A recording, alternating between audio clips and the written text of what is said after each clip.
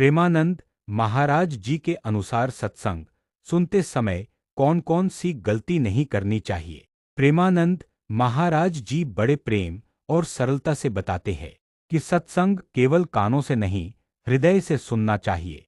सत्संग का उद्देश्य आत्मा का कल्याण है, मन का शुद्धिकरण है और ईश्वर से जुड़ना है। लेकिन यदि कुछ विशेष बातों का ध्यान न रखा जाए तो सत्संग का पूरा फल नहीं मिल पाता। महाराज जी ने कई बार सत्संग के दौरान बताया है कि सत्संग सुनते समय कौन सी गलतियां नहीं करनी चाहिए। लेकिन आगे बढ़ने से पहले आप लोगों से विनती है कि हमारा चैनल सब्सक्राइब जरूर कर ले, ताकि आपको इसी तरह के नए विषयों पर जानकारी मिलती रहे।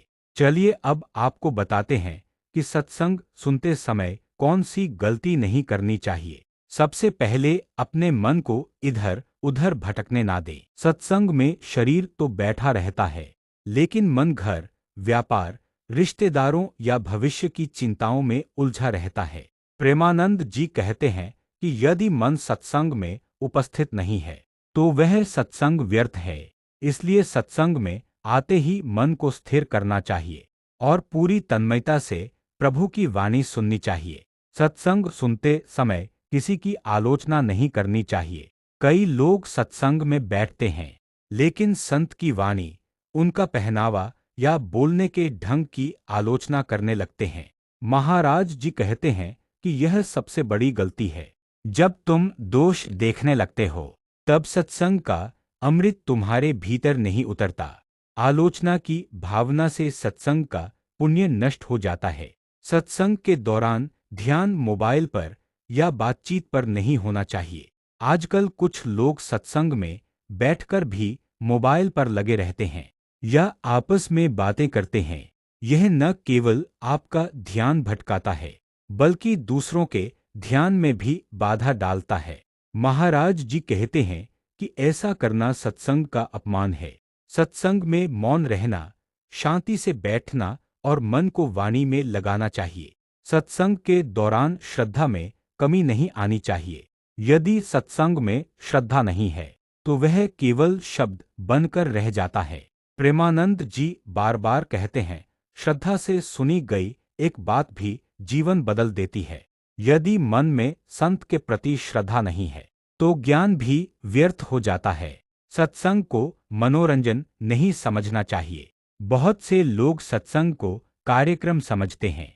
वे सिर्फ मनोरंजन या रस लेने के लिए आते हैं। लेकिन महाराज जी स्पष्ट कहते हैं कि सत्संग आत्मा के लिए औषधि है। यह जीवन को दिशा देने का मार्ग है। इसे केवल भाव से, आत्मिक जिज्ञासा से और बदलाव की भावना से सुनना चाहिए। महाराज जी कहते हैं कि कई लोग सत्संग की बात को सुनकर कहते हैं, ये तो पहले भी सुना है। लेकिन सत्संग में हर बार नई अनुभूति होती है।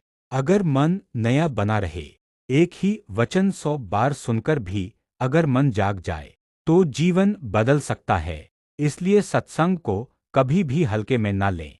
इस प्रकार अंत में कहा जा सकता है, सत्संग सुनना सबसे बड़ा सौभाग्य है। लेकिन अगर हम सत्संग को लापरवाही, आलोचना, मनोरंजन या बिना श्रद्धा के सुनते हैं तो यह सौभाग्य व्यर्थ हो जाता है। सत्संग में तन, मन और आत्मा का मौजूद होना आवश्यक है। तभी प्रभु की कृपा, गुरु की वाणी और सच्चा ज्ञान हमारे हृदय में स्थान पाते हैं। दोस्तों, सत्संग का अर्थ ही है सत यानी परमात्मा और संग यानी जुड़ना। जब तक मन जुड़ता नहीं तब तक केवल बैठने से कोई लाभ नहीं होता। वीडियो देखने के लिए आपका बहुत बहुत धन्यवाद।